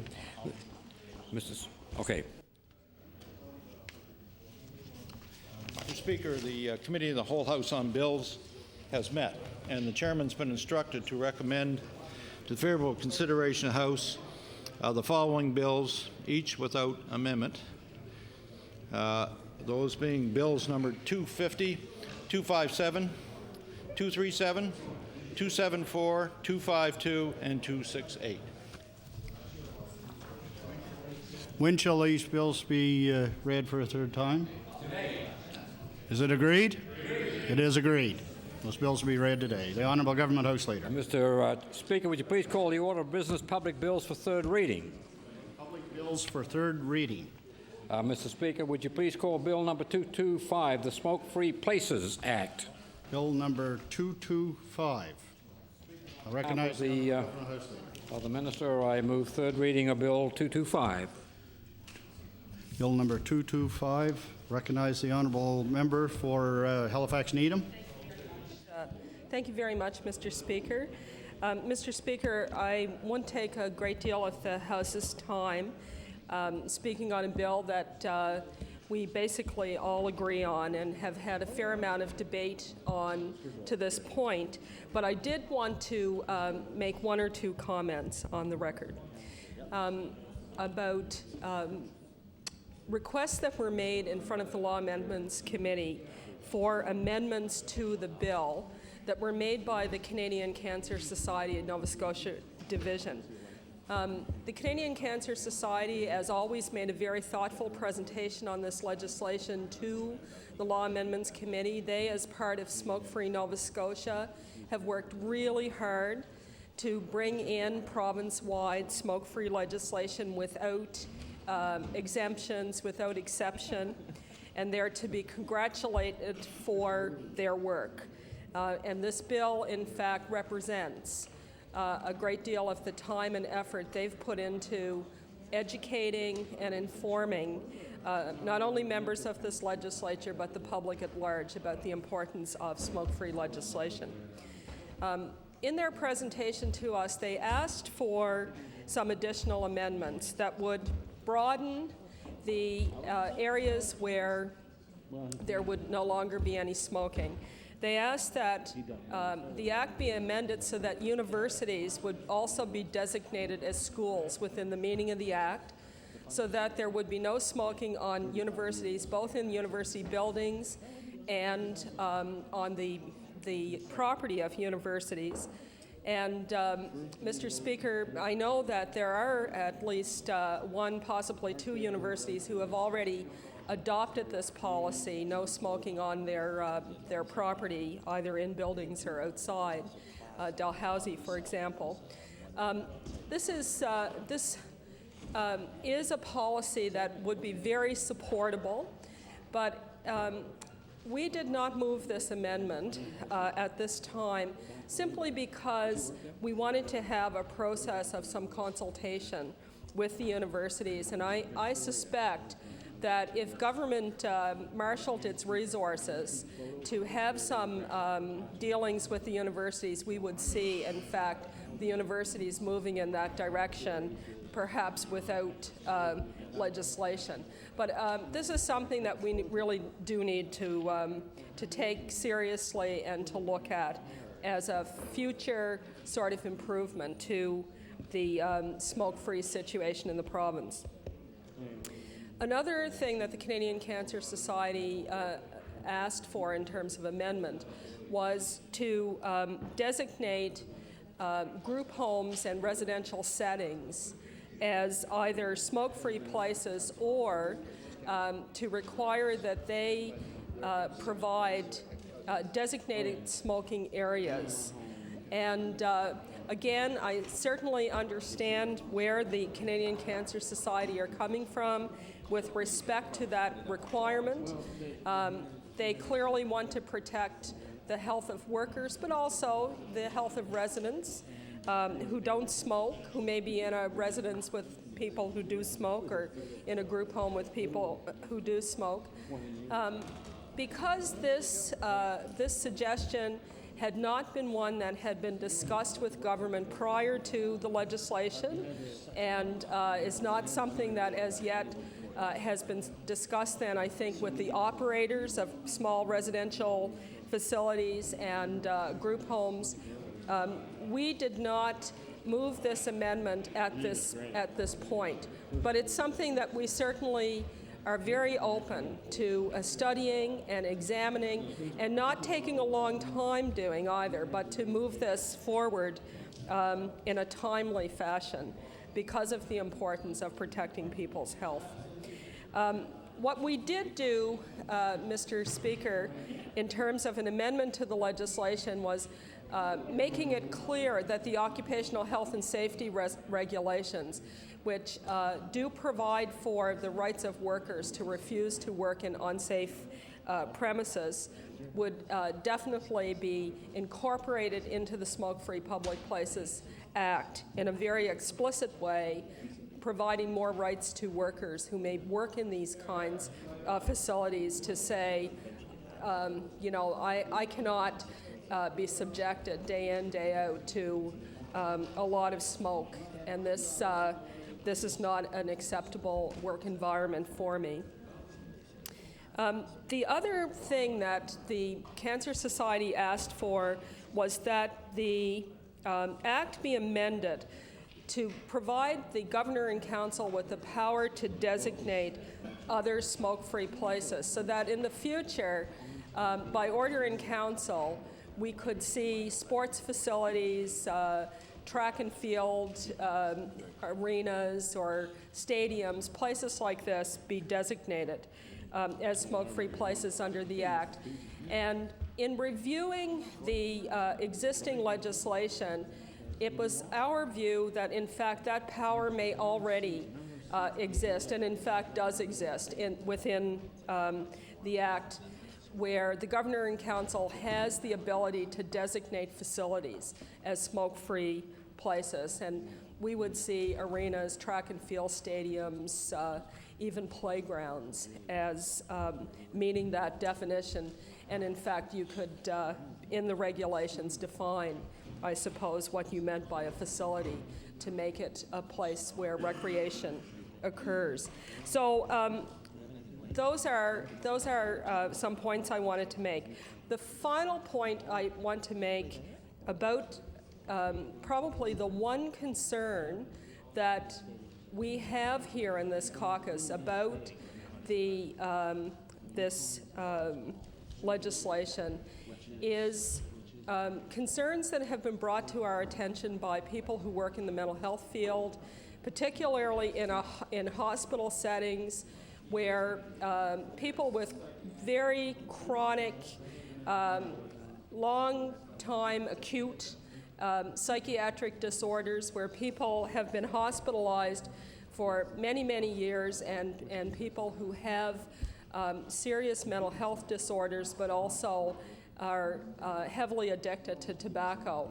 There is a concern, particularly among the care staff and the social work staff, particularly here in the Capital District Health Authority, but not only here, that the policies that have now been adopted here in Capital District Health Authority, and which really are embedded in this legislation, that make it impossible for this chronic and acute population to smoke, contributes to the difficulties they may have with respect to their mental illnesses. And I think this is something that government needs to monitor with a great deal of sensitivity, because we don't want to put at risk staff or patients in these settings where people could become quite agitated when they have long-standing addictions to tobacco, and they're denied the opportunity to smoke. And as much as we have always felt really strongly that we need to do everything in our power to discourage smoking, I think that we all need to recognize and have some humanity around the realities for people who are addicted, and also particularly when we look at perhaps a population of chronic and acute mental health patients who, while they're in a hospital facility, if they've been there for 4 years or 8 years or 9 years, the reality is that is their home, Mr. Speaker.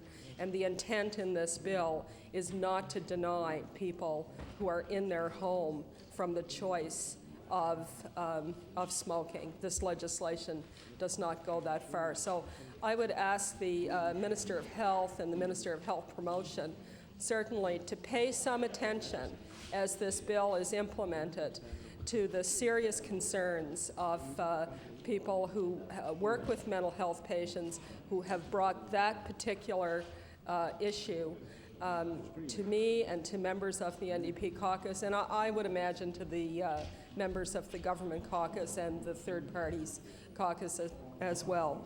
So, Mr. Speaker, with that, I'll take my place. We're very pleased to support these changes to the Smoke-Free Public Places Act. Thank you. Thank you. Recognize the Honourable Government House Leader. Yes, Mr. Speaker, I'm pleased to close the debate and move third reading of Bill 225. Question has been called. Motion is for third reading of Bill number 225. House ready for the question. All those in favour signify by saying aye. Aye. Contrary minded? Motion is carried. Bill 225, entitled An Act to Amend Chapter 12 of the Acts of 2002, the Smoke-Free Places Act. I order that this bill do pass. I order that the title be as read by the clerk, and I order that the bill be engrossed. Recognize the Honourable Government House Leader. Mr. Speaker, would you please call Bill 247, the Correctional Services Act? Bill number 247. On behalf of the Minister of Justice, I move third reading of Bill 247. Motion is for third reading on Bill number 247. The question has been called. All those in favour signify by saying aye. Aye. Contrary minded, nay. Motion is carried. Bill 247, entitled An Act Respecting the Provision of Correctional Services. I order that this bill do pass. I order that the title be as read by the clerk, and I order that the bill be engrossed. Recognize the Honourable Government House Leader. Mr. Speaker, would you please call Bill 254, the Motor Vehicle Act? Bill number 254. Mr. Speaker, I'm pleased to move third reading of Bill number 254. Recognize the Honourable Member for Eastern Passage. Thank you, Mr. Speaker. Eastern Passage. Well, thank you. Briefly on this bill, I wanted to note that at second reading we raised some concerns with regard to, this is a bill that deals with stricter drunk driving provisions and increased school fines for speeding in school zones. We had raised specific concerns about the drunk driving provisions that the government, when it was in opposition in 1999, passed a bill that would have allowed for the impounding of vehicles of persistent drunk drivers, and that had never been proclaimed. I want for the record to say that by a motion of the NDP approved at the Law Amendments Committee, that is now going to become the law of this province, as it should have been in 1999. It will become the law of the province by the end of next year, Mr. Speaker. Also, given what happened on that bill, we thought it was important to have a provision for a proclamation of the bill generally, just to make sure that we are definitely going to have that. That was agreed to a committee of the whole House as well. I wanted to make sure that those were put on the record, that people know that on the issue of drunk driving, that all parties are concerned about this, and that we work together to ensure that this bill is better. Thank you. Thank you. I recognize the Honourable Government House Leader. Mr. Speaker, I applaud the honourable member opposite for his patting himself on the back, but I would remind him, Mr. Speaker, that it was the government's intention to proclaim this act as soon as possible, and so, Mr. Speaker, we did put in a proclamation before date, and we did the same thing with the other bill. And Mr. Speaker, that's not unusual, and I'm glad that the honourable member thinks that he certainly helped us out. Thank you. I move third reading. Motion is for third reading. Bill number 254. The House is ready for the question. All those in favour signify by saying aye. Contrary minded, nay. The motion is carried. Bill 254, entitled An Act to Amend Chapter 293 of the Revised Statutes 1989, the Motor Vehicle Act. Thank you. I order that the bill do pass. I order that the title be as read by the clerk, and I order that the bill be engrossed. I recognize the Honourable Government House Leader. Mr. Speaker, would you please call Bill number 252? Bill number 252. Mr. Speaker, I move third reading of Bill 252, the House of Assembly Act. Motion is for third reading on Bill number 252. Is the House ready for the question? Question's been called. All those in favour signify by saying aye. Contrary minded, nay. Motion is carried. Just wait till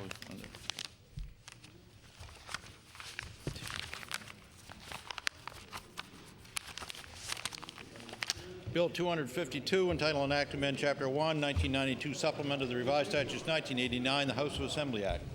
I order that this bill do pass. I order that the title be as read by the clerk, and I order that the bill be engrossed. I recognize the Honourable Government House Leader. Speaker, would you please call Bill number 268, the Pre-Primary Education Act, for third reading? Bill number 268. Recognize the Minister of Education. Mr. Speaker, I move third reading of Bill number 268, the Pre-Primary Education Act. Thank you. The motion is for third reading of Bill number 268. Question has been called. All those in favour signify by saying aye. Contrary minded, nay. Motion is carried. Ron. Bill 268, entitled An Act Respecting Pre-Primary Education. I order that this bill do pass. I order that the title be as read by the clerk, and I order that the bill be engrossed. I recognize the Honourable Government House Leader. Mr. Speaker, would you please call the Order of Business Private Members Public Bills for third reading? Order of Private Members Public Bills for third reading. Mr. Speaker, would you please call Bill number 237, the Maintenance Enforcement Act? Bill number 237. Recognize the Honourable Member for Cape Breton Centre. Thank you, Mr. Speaker. I call on Bill 237 for third reading, Mr. Speaker.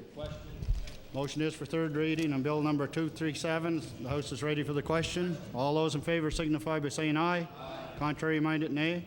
Motion is carried. Bill 237, entitled An Act to Amend Chapter 6 of the Acts of 1994-95, the Maintenance Enforcement Act. I order that the bill do pass. Order that the title be as read by the clerk, and I order that the bill be engrossed.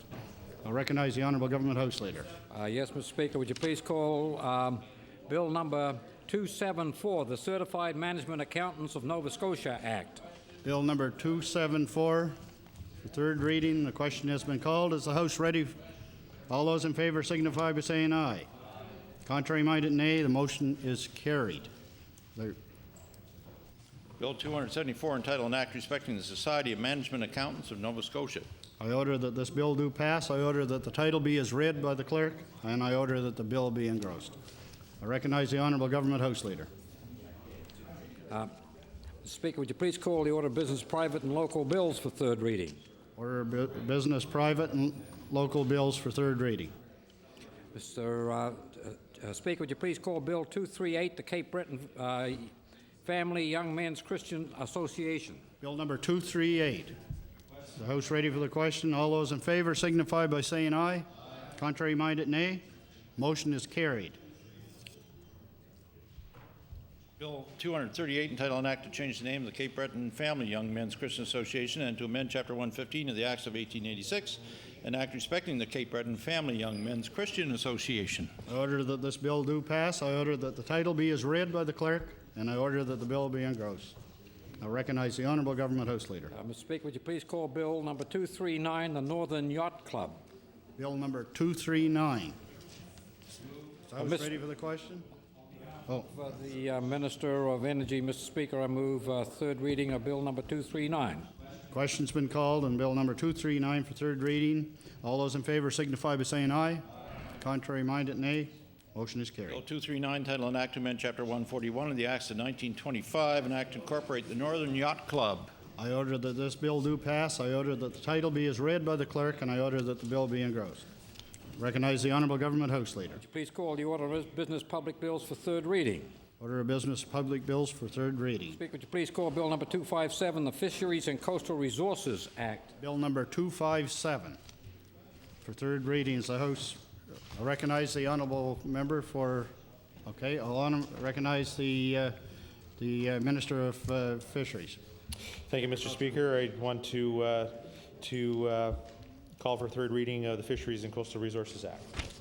Thank you, Minister. The question, I'll recognize the honourable member for Cole Harbour Eastern Passage. Thank you, Mr. Speaker. Briefly on this piece of legislation, again, this is a bill that was dealing with extending the loan limits for boats under the Fishery Loan Board.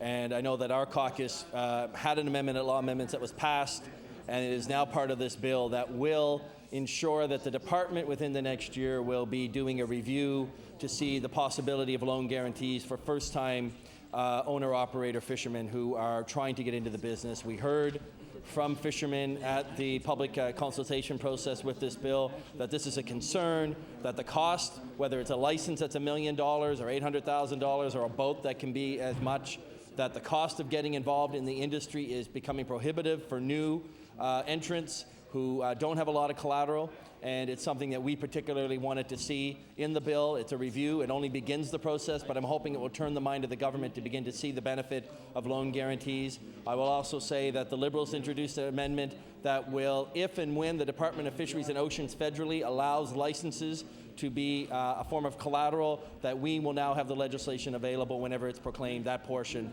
to ensure that we can do it as well. And I'm glad to support this legislation. Recognized all member for Indianapolis. Thank you, Mr. Speaker.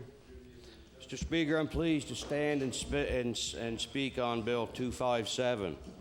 We're also pleased with the amendments that we have attached to this bill.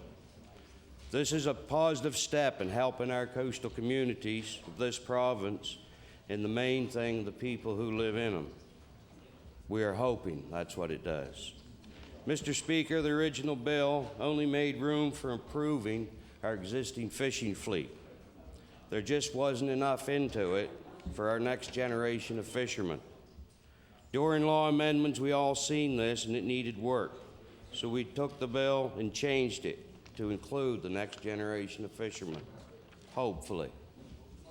Mr. Speaker, we seen that we needed to make changes so we could create a level playing field, which would help include the next generation of owner-operators in this fishing industry. And I'm grateful to Law Amendments for listening to the presenters that we had here from the inshore fishery. They've been at this for years, and now they believe they're finally being heard. Mr. Speaker, the amendments to this bill are a good first step in helping our next generation of fishers. It's all about giving our first-time bona fide fishers of this province a chance to be involved in the fishery and to own their own fishing rig. Currently, our young crew members and families have no chance of ever owning a fishing business for lack of proper funding. These young fishers have been asking for help to finance these fishing enterprises for a long time. Mr. Speaker, these young crew members put years into training to run their own fishing business, but cannot find help to make that happen. They put more years into training on the ocean than lawyers do to practice law, only to find out that they can't buy into their own business. These young fishermen are ready to take over the helm, to work hard, and to one day know that they will own these fishing enterprises. But without proper financing, their chances are non-existent. Mr. Speaker, this bill is a good first tool in the direction of making that happen. And I assure you they will be pleased that the Nova Scotia legislature is at least trying to help them. Mr. Speaker, there are still hurdles to get over. One is bringing the federal government on side. Another would be the artificially inflated price for these licenses and rigs. But this bill will be a start to help work towards correcting these problems. Mr. Speaker, this bill will open up financing enough for at least be able to try and help our young people who want to own into a fishing enterprise. If it don't work, we can at least say we tried. These fishing licenses have to be used for collateral so investors know that their investments will be secure. These fishing licenses will guarantee the investor that fishing can take place and the loans can be paid back with interest in full. The next step will be that we must bring the Department of Fisheries and Oceans on board. They must let these fishing licenses be used for collateral. If they don't, we know where they'll stand or where they're standing on our next generation of fishermen. But I am confident that they will come on board and help us. Mr. Speaker, do you think you could get an investor to finance any business if you could not show them a license that you could run that business? Impossible. This business license must be part of the collateral for any investor to invest. It is just good common business sense. Without a fishing license attached to the business of a fishing enterprise, it is practically worthless. How do you pay for a fishing boat without a fishing license to catch fish? Mr. Speaker, how can an investor buy you a fishing enterprise without that license being attached to that business so they know that you can catch fish to pay for it? They cannot, they will not, and who could blame them? Mr. Speaker, the Nova Scotia Fisheries Loan Board has not had a policy change in it since 1930. Years ago, you didn't have to worry about a license to fish. Now the fishing license is the only access to the fishery, and its cost is worth half of that enterprise. Mr. Speaker, we believe if we want our children to have a chance in the fishery of this province, it's time for the Loan Board to change its policy. It's time for this Loan Board to adapt to the 21st century fishery that we're involved in. And this bill is a good start to correct that. Mr. Speaker, if we don't try to help our younger people, we may end up being told that we're not doing our jobs as members of the Nova Scotia legislature. We will be told that we are behind in the times, and they will be right. Personally, I don't want to end this job by thinking that I never tried to help our children of this province. Mr. Speaker, any way that we can help our children will be truly rewarding in time to come to each and every one of us. Mr. Speaker, we fully support Bill 257 and the amendments that we have attached to it. Thank you. Recognize the Minister of Agriculture and Fisheries. Close debate on third reading of Bill number 257. The Honourable Minister. Thank you very much, Mr. Speaker. And, when we did bring this bill forward, it was really an administrative piece to allow the board to make decisions on the increasing cost of vessels in order for folks to upgrade the fleet, to get into the industry. I think what the members, this process is really indicative of how process is supposed to work, where we hear from industry, we formulate certain amendments to a bill, and I think it worked very well in this instance. The review, I think, is one that has been ongoing, and I think this one gives it a little more legs for us to go forward and make substantive changes to the Fisheries and Loan Board as the need comes up. The amendments that came forward from the member from DB Annapolis and through the Liberal Party, we were very happy to add those on because what it does is it gives us more legs. Well, it comes from everyone here. The NDP were very good on this one too, and like I said, it took all members to make these changes and bring these amendments forward. And And also what it does is that as we discuss things with the federal DFO now, as we want to bring forward the changes and help new entrants get into the fishery, I think we now have another trick in our pocket now, per se, another way, another apple to offer our federal counterparts to come forward and make the changes that they need to make to ensure that the young fishermen are able to live their dreams, to get into fishing, to make money, to be part of our economy. So I want to thank all members for their participation in this, and I'm very happy to support this bill as all of us do. And I just want to close reading on third reading on Bill 257. Motion is for third reading of Bill number 257. Is the House ready for the question? All those in favor say aye. Counterminded nay. Motion is carried. Bill 257, title and act to amend Chapter 25, the Acts of 1996, the Fisheries and Coastal Resources Act. Or the bill do pass, or the title be as read by the clerk, or the bill be engrossed. Honorable Government House Leader. Mr. Chairman, Mr. Speaker, would you please call Bill number 250, the Motor Vehicle Act? Bill number 250, the Motor Vehicle Act. The Honorable Minister of Justice. I move third reading, Mr. Speaker.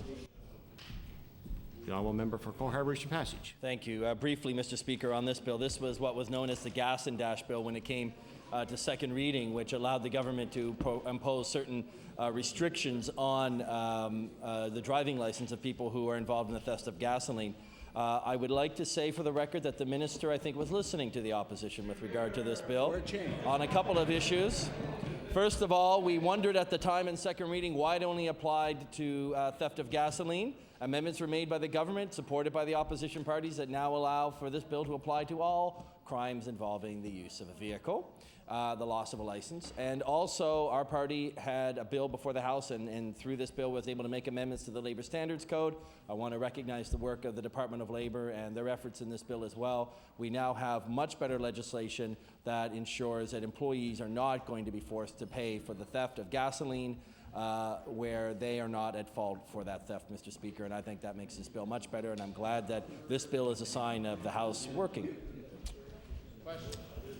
Question is called on Bill number 250 for third reading. Is the House ready to question? All those in favor say aye. Counterminded nay. Motion is carried. Bill 250, entitled an act to further discourage the theft of gasoline and diesel oil. Or the bill do pass, or the title is read by the clerk, or the bill be engrossed. The Honourable Government House Leader. Yes, Mr. Speaker, please call the order of business private and local bills for third reading. Private and local bills for third reading. Mr. Speaker, would you please call Bill number 267, the Cape Breton Island Marketing Levy Act? Bill number 267, the Honourable Member for Cape Breton South. Yes, Mr. Speaker, I'll move Bill 267, the Cape Breton Island Marketing Levy Act. Motion is for third reading of Bill 267. Is the House ready for the question? All those in favor say aye. Counterminded nay. Motion is carried. Bill 267, title and act to authorize a marketing levy on Cape Breton Island. Or the bill do pass, or the title be read by the clerk, or the bill be engrossed. The Honourable Government House Leader. Mr. Speaker, we've done a good day's work, and I believe we're now at the end of the order paper. And, Mr. Speaker, I'd like to move an adjournment motion. But before I do so, I'd like to thank members for their cooperation from all parties during this past sitting of the House, Mr. Speaker, and that I look forward to our return sometime in December. Mr. Speaker, I move that the House do now adjourn to meet again at the call of the Speaker, but not later than the 12th day of December 2005, it being agreed that rules and forms of the procedures of the House 3(4) and 5B are hereby waived with respect to the resumption of the House. It is further agreed that the Law Amendments Committee will commence hearings on Bill 275 on December the 15th, 2005. Oh, I'm sorry. Or sooner. Oh. We're going to sit the 14th. November. The 14th. November the 14th? Monday, November the 14th. Oh, okay. We have an amendment, Mr. Speaker. The House will meet on November the 14th, 2005, or sooner. Motion is that the House will resume on the 12th of December or earlier at the call of the Speaker at 12 noon on whatever day, depending on the day. Okay, then 12th of December or sooner at the call of the Speaker. Is it agreed? All those in favor say aye. Counterminded nay. Motion is carried. The House is adjourned to the call of the Speaker.